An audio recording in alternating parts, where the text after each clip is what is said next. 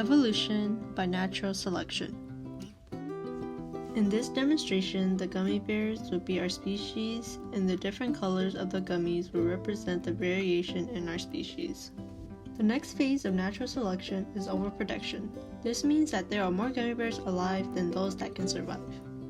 The third phase of natural selection is competition. The white balls will represent the food. Due to overproduction, the gummies will have to fight over the food. Another way of competition is the fight for survival. This figurine will be the predator.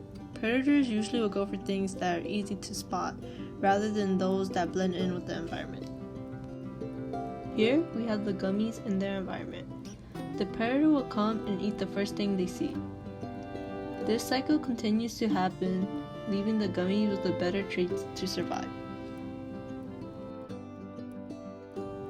The remaining gummies find other gummy bears and mates with them, creating more gummies.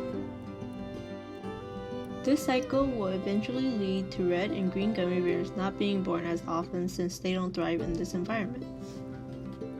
However, these changes don't happen overnight.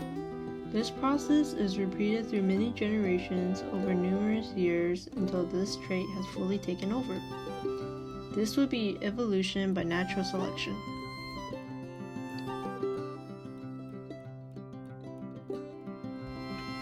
This entire process is part of the theory of evolution created by Charles Darwin. At the age of 22, Darwin embarked on a 5-year voyage on the HMS Beagle. During his journey, he traveled throughout South America. He jotted down notes and drawings of the things he saw, and when Darwin looked back on it, he realized that some of the animals looked and had similar traits. At the time, people believed that animals were fixed, meaning they didn't change. This causes Darwin to be hesitant about expressing his findings.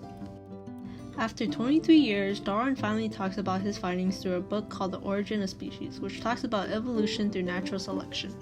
His newfound knowledge changed the way the world thought about evolution and allowed us to understand why things are the way they are.